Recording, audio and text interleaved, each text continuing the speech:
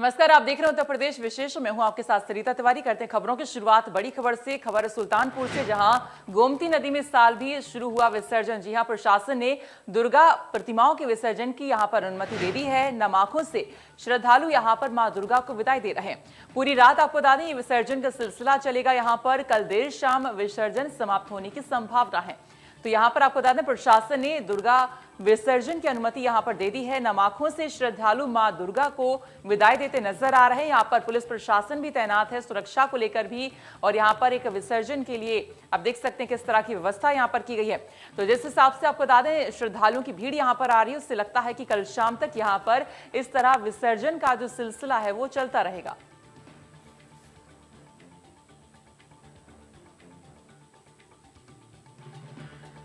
तो यहाँ पर आप तादाद देख सकते हैं श्रद्धालुओं की काफी ज्यादा है। यहाँ पर दुर्गा मां के विसर्जन के लिए यहाँ पर तमाम श्रद्धालु पहुंच रहे हैं। नम आंखों से उन्हें विदाई दे रहे हैं और बताया जा रहा है कि कल शाम तक जो है विसर्जन समाप्त होने की यहाँ पर संभावनाएं भी है।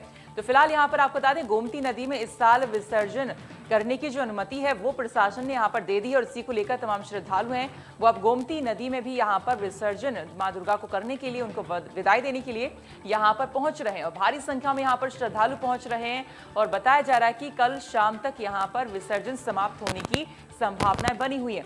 तो विसर्जन की अनुमति गोमती नदी में करने की मिल गई है। फिलहाल आपको बता दें, प्रशासन ने इसकी अनुमति दे दी है और गोमती नदी में इस साल से विसर्जन जो है शुरू हो चुका है। और इसी को लेकर तमाम श्रद्धालु यहाँ पर मां दुर्गा को विसर्जित जो प्रतिमा है उनको विसर्जन देने के लिए यहाँ पर पहुंच रहे हैं। तो गोमती नदी में आपको ने देखा कि विसर्जन एक कुंड वहां पर बनाया गया, किस तरह से तमाम व्यवस्थाएं वहां पर की गई हैं ताकि लोगों को कोई दिक्कत वहां पर ना हो। कल भी आपको हमने रिपोर्ट दिखाई किस तरह से वहां पर दिक्कत ना हो, इसको लेकर बोरियां वहां पर रखी गई नदी के किनारे ताकि पैर में फिसल ना हो, लोग वहां पर अंदर भी थोड़ा सा आ जा सके और इसीलिए काफी दिक्कत वहां पर लोगों को ना हो। इसी को लेकर तमाम व्यवस्थाएं जो है प्रशासन ने वहां पर की हुई है। और तस्वीर में अभी हमने आपको दिखाया कि कैसे वहां पर श्रद्धालुओं की जो भीड़ तादाद है वो वहां पर देखने को मिली है। साथ ही लोग वहां पर पहुंच रहे हैं। जिस हिसाब से तादाद है उससे लगता है कि कल शाम तक ये विसर्जन जो है समाप्त होने की संभावना यहां पर बनी हुई है। तो गोमती नदी में इस बार तमाम व्यवस्थाओं के साथ विसर्जन करने की अनुमति यहां पर प्रशासन ने फिलहाल यहां पर दे दी है। तस्वीरें आपको सुल्तानपुर की गोमती नगर की यहां पर सीधा दिखा रहे हैं। आप देख सकते हैं किस तरह से यहां पर तमाम जो लोग हैं वो मूर्ति विसर्जन करने के लिए यहां पर पहुंच रहे हैं और काफी संख्या में यहां पर श्रद्धालु पहुंच रहे हैं। और इससे लगता है कि कल शाम तक ये विसर्जन का सिलसिला इसी तरह से चलता रहेगा।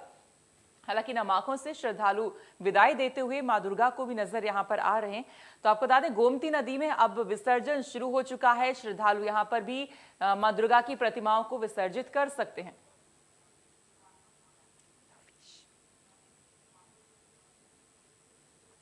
और इसी पर जानकारी के लिए हमारे सहयोगी रवीश श्रीवास्तव। रवीश, क्या कुछ वहां पर अपडेट है, किस तरह की व्यवस्थाएं की गई हैं?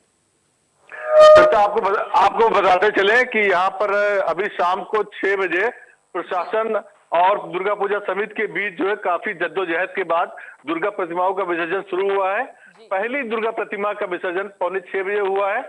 उसके बाद प्रशासन जिस तरह से वहां पर अपनी जिद बनाकर बैठा हुआ है कि गोमती नदी में दुर्गा प्रतिमाओं का विसर्जन नहीं होने दिया जाएगा, इसको लेकर के दोपहर में 2 बजे से लेकर के लगातार 4 घंटे तक दोनों पक्ष आमने सामने रहे। केंद्रीय पूजा व्यवस्था समिति के पदाधिकारी और सैकड़ों की संख्या में वहां पे उनके कार्यकर्ता मौजूद रहे। प्रशासन ने बैरिकेडिंग कर रखी है गोमती नदी के पावन तट पर सीताकुंड स्थित घाट पर जो है। प्रशासन ने आपको बताते चले कि घाट पर एक अलग से विसर्जन कुंड बना रखा है, जहां पर प्रशासन जो है चाहता है कि वहां पर दुर्गा प्रतिमाओं का विसर्जन हो। लेकिन केंद्रीय पूजा व्यवस्था समिति का यह कहना है कि परंपरागत तरीके से जब से दुर्गा पूजा का शुभारंभ सुल्तानपुर में हुआ है तब से गोमती नदी में ही मां दुर्गा की प्रतिमाओं का विसर्जन होता आ रहा है। हमारी परंपरा रही है कि गोमती नदी में ही दुर्गा प्रतिमाओं का विसर्जन हो और इसी को लेकर के केंद्रीय पूजा व्यवस्था समिति के पदाधिकारी अनुमति मिल गई है। खैर रवीश, बहुत बहुत शुक्रिया पूरी जानकारी देने के लिए। यूपी के मुख्यमंत्री योगी आदित्यनाथ ने कोरोना वैक्सीन के 100 करोड़ टीके लगाए जाने पर स्वास्थ्य कर्मी और फ्रंटलाइन कर्मचारियों को बधाई दी है। इसके साथ ही उन्होंने लोगों को लापरवाही ना करने की सलाह दी है। मुख्यमंत्री योगी ने कहा कि भारत में 100 करोड़ कोरोना के टीके लगना एक बड़ी उपलब्धि है और इसके लिए स्वास्थ्य कर्मी और फ्रंटलाइन कर्मचारी बधाई के पात्र हैं। इस त्योहारी मौसम में लोग कोरोना प्रोटोकॉल का पालन करें और भीड़ भरे स्थानों से जाने से बचें, जिससे संक्रमण का फैलाव ना होने पाए। दरअसल भारत ने 100 करोड़ टीके लगाकर एक इतिहास रच दिया है। इस मौके पर प्रदेश भर में जश्न मनाने की तैयारी है और इसके तहत टीकाकरण से जुड़े कर्मचारियों के प्रति आभार भी जताया जाएगा।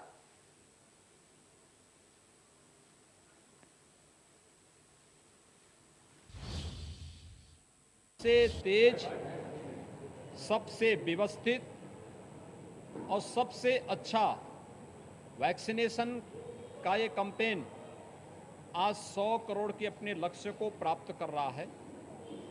मैं इसके लिए उन सभी लोगों को, जिन लोगों ने सबको वैक्सीन, मुफ्त में वैक्सीन लेकर के प्रधानमंत्री जी के संकल्पों के साथ जुड़ करके कोरोना मुक्त भारत की परिकल्पना को साकार करने में अपना योगदान दिया है, उन सबको इस अवसर पर बधाई देता हूं। प्रधानमंत्री मोदी जी का, सभी हेल्थ वर्कर्स का, कोरोना वॉरियर्स का हृदय से अभिनंदन करता हूं।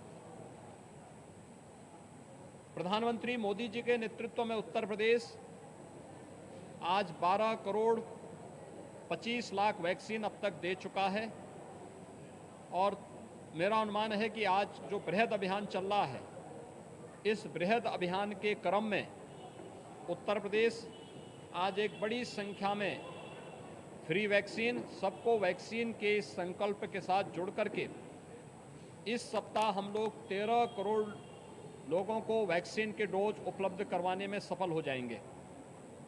वैक्सीन की कोई कमी नहीं, लेकिन हमें इस सब के बावजूद सावधानी और सतर्कता बरतनी पड़ेगी।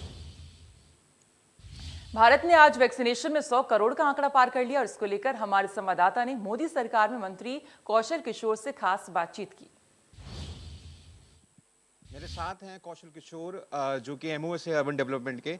आप सर, भारत ने 100 करोड़ टीके लगा लिए हैं। ये ऐसा है कि अमेरिका को अब 3 बार वैक्सीनेट कर दे। किसको आप देंगे क्रेडिट सर इतनी बड़ी अचीवमेंट के लिए?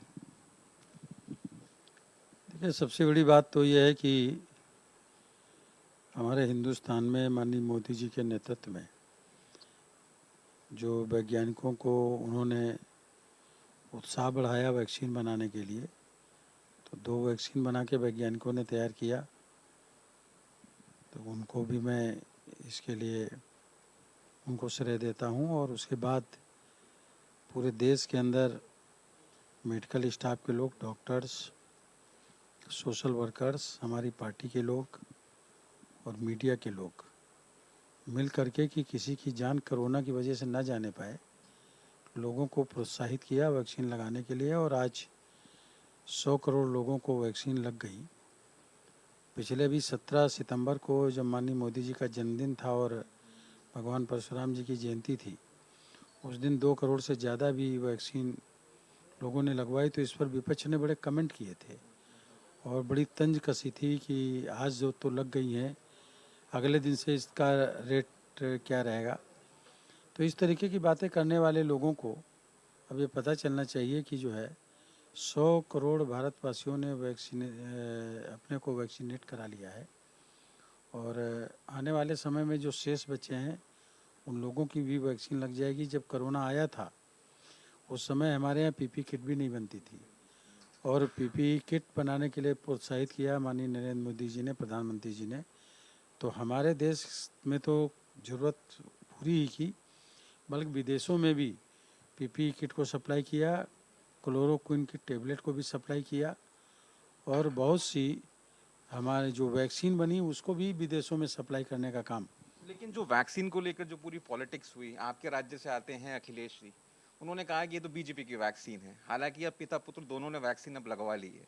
तो ऐसे लोगों को आप आज क्या कहना चाहते? बड़ी अच्छी बात है। मैं क्या बताऊं, अखिलेश जी बीजेपी की वैक्सीन लगवा लिए तो उनके अंदर जो है वो बीजेपी की वैक्सीन का प्रवाह हो रहा है और हो सकता है दिमाग में बात बदले बदले तो उनका माइंड भी बीजेपी की तरफ घूम जाए। ऐसा करना चाहिए। मैं समझ रहा हूँ उनका उस समय का ये बयान बिल्कुल गलत था। कौशल किशोर मंत्री हैं मोदी सरकार में, साफ तौर पर कहते हुए कि मोदी सरकार ने वैक्सीन प्रोग्राम को एक जन आंदोलन बनाया और जो लोगों ने अभी तक टीका नहीं लिया है वो आगे बढ़कर इसका टीका लगवाएं ताकि आने वाली वेव से देश को बचाया जा सके। मैं राहुल गौतम, दिल्ली से इंडिया न्यूज़ के लिए। मेरे साथ हैं कौशल किशोर जो कि एमओए से अर्बन डेवलपमेंट।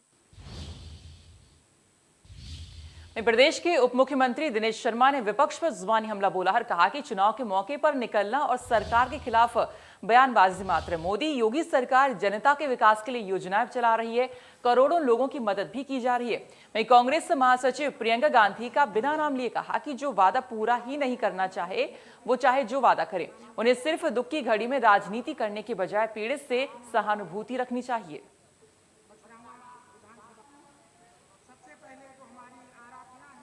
तो आगरा में है बैठी हुई, किसने रोका उनको?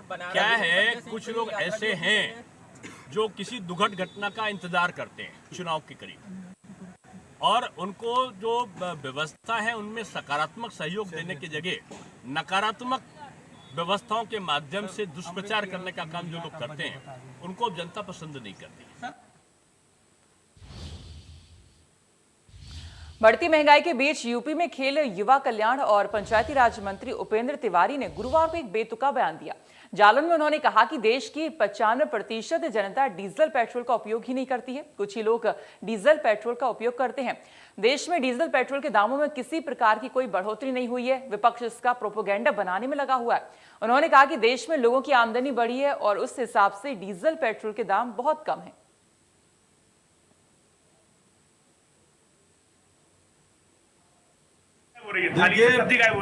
विपक्ष के पास आज कहने के लिए कोई मुद्दा नहीं है और विपक्ष मुद्दा विहीन है। और आप 2014 से पहले का आंकड़ा ले लीजिएगा और आज का आंकड़ा ले लीजिएगा और प्रति व्यक्ति आय मोदी जी और योगी जी की सरकार बनने के पहले क्या थी और आज कितनी है, तो प्रति व्यक्ति आय दोगुनी बढ़ी हुई है, दोगुनी से भी ज्यादा आज बढ़ी हुई है 4.5 साल और 7 साल के अंदर।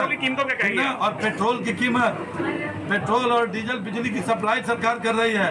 आज चंद मुट्ठी भर लोग हैं जो 4 व्हीलर गाड़ियों से चलते हैं जिनको पेट्रोल की उपयोगिता है। आज समाज के अंदर 95% लोग हैं जिनको पेट्रोल की आवश्यकता नहीं है। और मुफ्त में आज 100 करोड़ से ऊपर लोगों को मुफ्त में वैक्सीन सरकार ने दिया। आज कोरोना में फ्री में इलाज दिया, घर घर में दवाइयाँ बांटी जा रही है, मुफ्त में दवाई, मुफ्त में पढ़ाई, मुफ्त में सिंचाई और मुफ्त में कढ़ाई, ये सारा सरकार मुफ्त में सरकार ने लिया। बीएसपी के पूर्व प्रदेश अध्यक्ष आरएस कुशवाहा बसपा को छोड़कर समाजवादी पार्टी में शामिल होने के लिए लखीमपुर खीरी पहुंचे, जहां हमारे संवाददाता अभिषेक कुमार ने उनसे खास बातचीत की। आइए देखिए।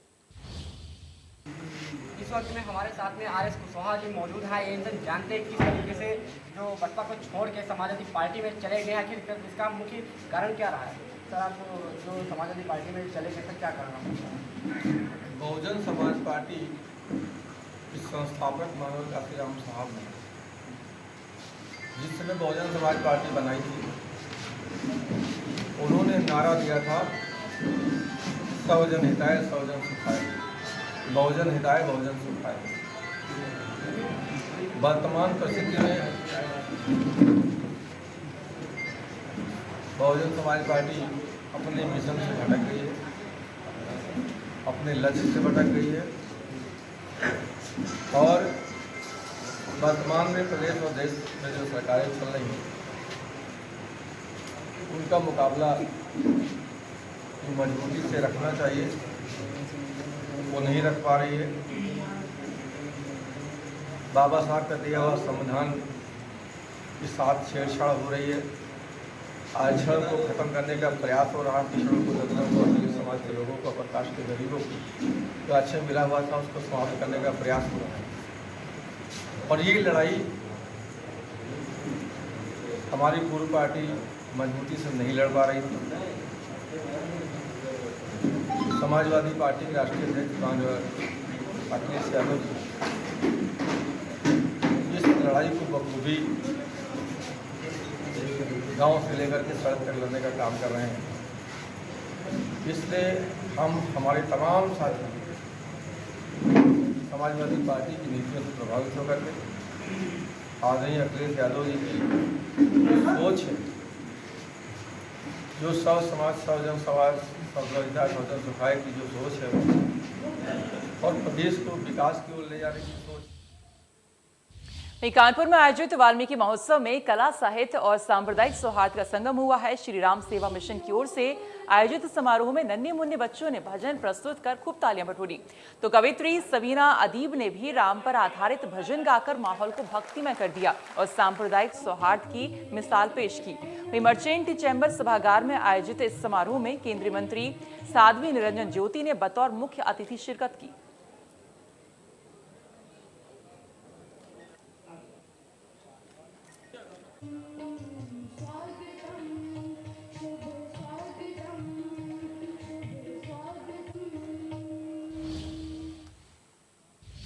वाराणसी पहुंचे सुहेलदेव समाज पार्टी के राष्ट्रीय अध्यक्ष ओम प्रकाश राजभर ने सपा सुप्रीमो अखिलेश यादव से भेंट के बाबत कहा कि हमारे और सपा के मुद्दे एक हैं, हम एक मुद्दे की लड़ाई लड़ रहे हैं। बीजेपी ने प्रदेश में अमन चैन बिगाड़ रखा है और इससे जनता को निजात दिलाना है।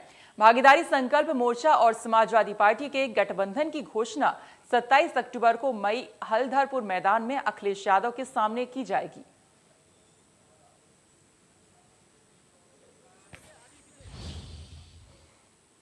गाजीपुर बॉर्डर पर काफी संख्या में आज किसान इकट्ठे हुए हैं। किसान बैरिकेड हटाने की बात कर रहे हैं। किसानों का कहना है कि उन्होंने रास्ता नहीं रोका, तो वहीं पुलिस की दलील हमेशा से रही है कि किसान दिल्ली जाने की कोशिश करते हैं और इसीलिए बैरिकेड किया जाता है।